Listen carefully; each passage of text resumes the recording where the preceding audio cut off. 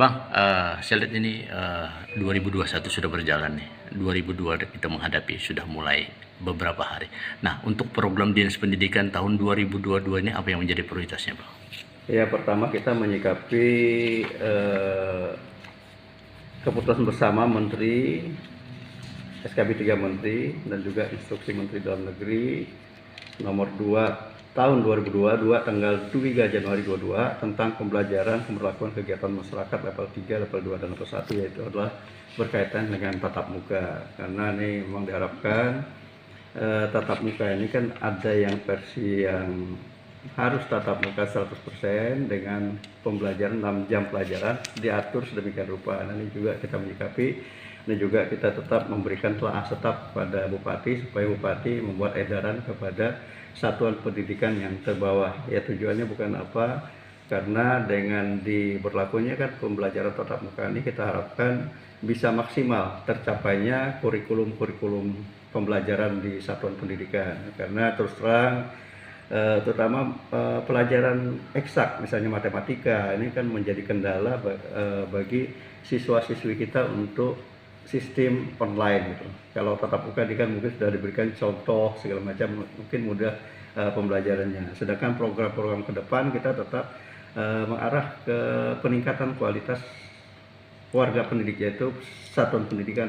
Ya, tentunya kita meningkatkan daripada kualitas tenaga pendidikannya dulu. Apalagi program tahun 22 ini ada beberapa sekolah kita menjadi program sekolah penggerak. Nah, program sekolah penggerak ini adalah program pusat yang kemarin juga kita sudah beberapa kepala sekolah dengan memenuhi persyaratan ya kelihatannya terrekomendasi ataupun terverifikasi, yaitu 4 untuk PAUD, 4 PAUD, 9 ini SD dan 4 SMP. Ini wacananya, tapi SK ketentuannya belum ada. Jadi kita tetap memberikan yang terbaik lah untuk siswa peserta didik kita. Jadi ke depan kita tetap meningkatkan kualitas pendidikan sampai nantinya program pusat juga Merdeka Belajar itu juga kita sampaikan pelajar-pelajar yang Pancasila, ke arah sana tujuannya. Jadi sesuai dengan tujuan-tujuan pusat juga kita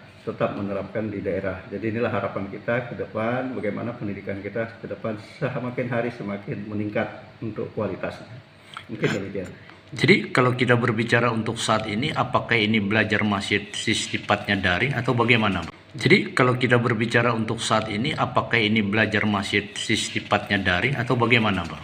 Sekarang ini kan masih tatap muka terbatas kan, kemarin kan 50% kan. Jadi kita bagi klaster, ada yang mengatur selang sehari, ini ada yang mengatur sekian jam, jadi ada kelas-kelas tertentu. Jadi PTM terbatas ya 50%, tapi 50% dalam artian potongan kelas misalnya 32, berarti kalau kelasnya tidak memenuhi 32, misalnya hanya 15 per ruang belajar, nah mungkin dia bisa full karena jaraknya bisa teratur gitu loh. Jadi ini juga sementara kita menyikapi aturan ini, sementara kantin juga belum bisa kita buka secara langsung. Demikian juga untuk ekstrakurikuler mungkin masih terbatas semua kita laksanakan. Jadi sambil kita tetap menerapkan protokol kesehatan, apalagi ada Omikron segala macam, ini kita juga antisipasi jangan sampai kita kebablasan begitu kita langsung buka terlepas kontrol nanti membuat masalah baru. Jadi ini yang tidak kita inginkan. Jadi bertahap sifatnya, Bang? Iya, betul. Jadi kita bertahap bagaimana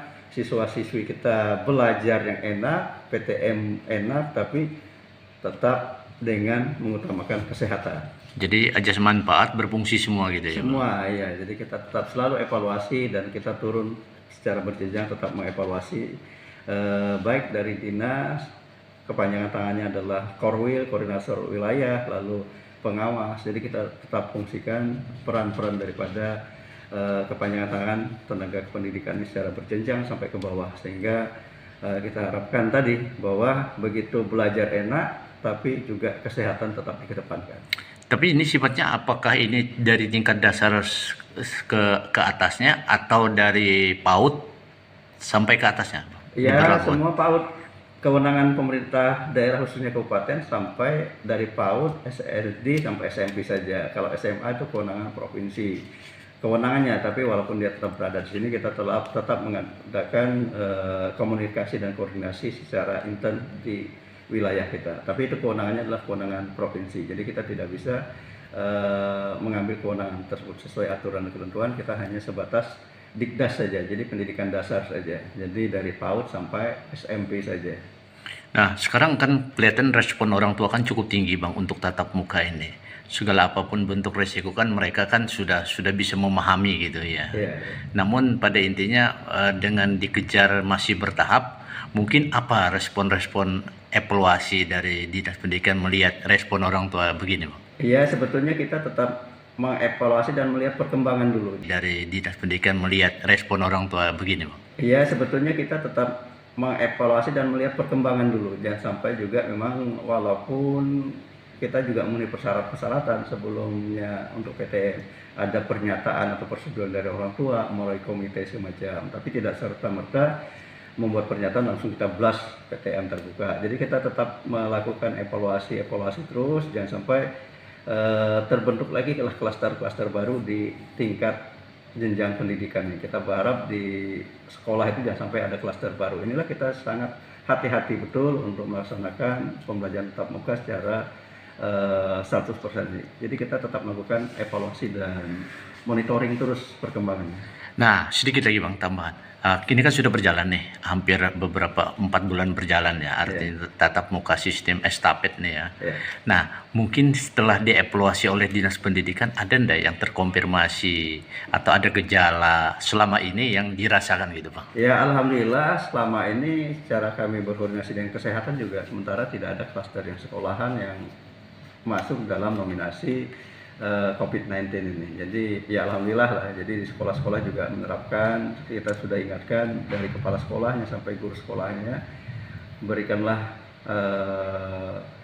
aturan ketentuan yang sesuai dengan prokes. Jadi kita jangan lengah bahwa walaupun kita sudah vaksin segala macam, jadi tetap jangan lengah untuk memperketat protokol kesehatan ini. Oh.